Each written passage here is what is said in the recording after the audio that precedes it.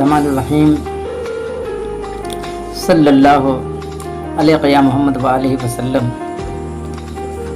दोस्तों आदाब, कैसे हैं आप? सबसे पहले आप सभी दोस्तों को हमारा सलाम, अस्सलामु अलैकुम व रहमतुल्लाहि व बरकातुहू। हमारी दुआ है मौला आप तमाम नाज़रीन को अपने रहमत के साए में सलामत रखे।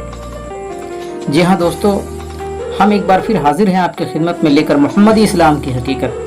तो लीजिए पेश है तसव्वुफ़ की रोशनी में हुज़ूर सूफ़ी कामिल सम्मा न्याज़ी रहमतुल्लाह की पेश की हुई रूहानियत और हकीकत। तसव्वुफ़ की रोशनी समाअत करें। जी हाँ नाज़रीन,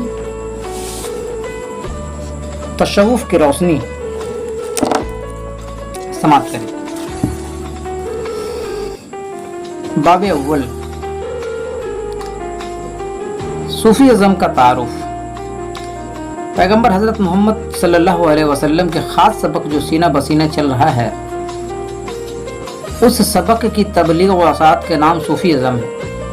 चूँकि हुज़ूर रसूल अकरम सल्लल्लाहु अलैहि वसल्लम के बवक्त विसाल ही मुझसे सहाबियों में मजहबी अख्तलाफ रोनुमा हुआ, उस मजहबी फितने का कोई मुनासिब इंसाद भी न हो सका था कि अचानक खिलाफत का मसला दरमियान में आ गया। लिहाजा सहाबा कराम ने हुकूमत चलाने की गरज से एक खिलाफत कायम कर ली। खिलाफत के जेर असर शरीयत बनाई गई। चंद दिनों के बाद खिलाफत भी ख़त्म हो गई। उसी की पुश्त पर हुकूमत कायम हुई। फिर जैसी जैसी हुकूमतें बनती गई, वैसी वैसी शरीयतें भी बनती गई। गर्जे के हुकूमत और शरीयत के रंग आमेज़ी से अरब की वो जहालत कदीम फिर वापस आ गई और मजहब के नाम से कत्ल खून का बाजार गर्म हो गया। चुनांच हज़रत इमाम हुसैन अलैहिस्सलाम के शहादत के बाद मोहम्मदी तहरीक सूफ़ी मजहब से ज़ाहिर हुई और उसी शाही शरीयत के मुकाबिल सूफ़ी तहरीक की भी अशात होने लगी। सूफ़िया कराम जहाँ भी पहुँचे उन्होंने इंसानों को दोस्ती और मोहब्बत का सबक सिखाया। लिहाजा सूफ़ियों के ज़ुमरे में बहुत से लोग शामिल हो गए। अगले ज़मानों में किस्सा कहानियों के ज़रिए इंसानियत की दुरुस्ती का सबक दिया जाता था। कुछ दिनों के बाद तवारीखें मरतब की गई। तवारीखों में रहनुमाओं की स्वाना उम्री पर रोशनी डाली गई, मगर सूफियों ने अपना पहला मजहब नशबुल ऐन ये पेश किया कि मखलूक ही मज़हर खालिक है। जी हाँ दोस्तों, मखलूक ही मज़हर खालिक है और इंसान अशरफुल मखलूकात है। इस फ़लसफ़े को हल करने के लिए दो कबीले का सबक दिया। दो कबीले से मुराद है नंबर 1 इब्तदाई और नंबर 2 इंतहाई। यानी इब्तदाई जिंदगी से चलना और इंतहाई मंजिल पर पहुंचना।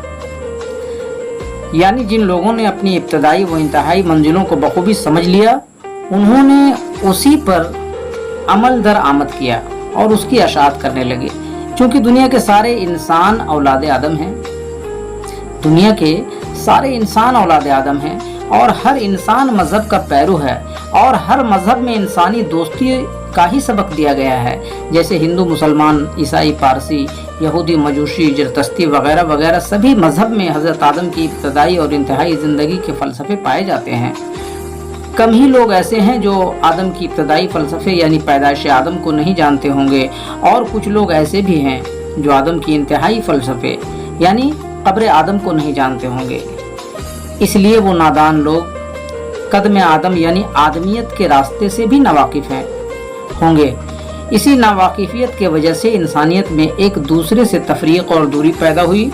चुनांच मजहबी तफरीक और दूरी को ख़त्म करके इंसानी मेल मोहब्बत कायम करने के लिए ये किताब लिखी गई है। हुजूर फरमाते हैं कि इंसानियत में एक दूसरे से तफरीक और दूरी पैदा हुई। चुनांच मजहबी तफरीक और दूरी को ख़त्म करके इंसानी मेल मोहब्बत कायम करने के लिए ये किताब लिखी गई है। मेरा मकसद सिर्फ इंसानी मेल मोहब्बत को बढ़ाना है।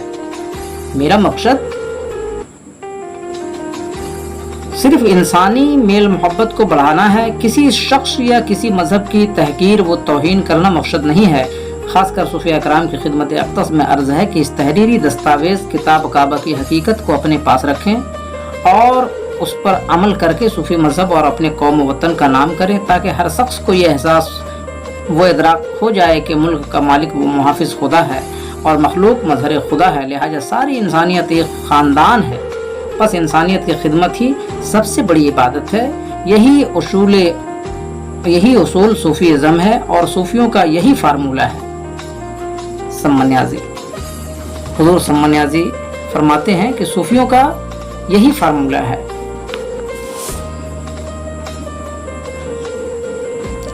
जी हाँ, तो दोस्तों अब हमें दीजिए इजाज़त। हम फिर मिलेंगे आपसे अगले वीडियो में मोहम्मदी रोशनी लेकर।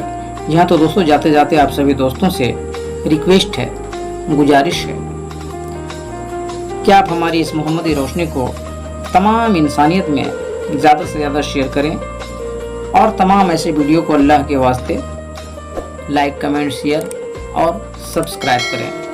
अल्लाह हाफिज़, आदाब, सल्लल्लाहु अलैहि या मोहम्मद। आपका खादिम मोहम्मद इफ्तिखार अंसारी, न्याज़ी टीवी।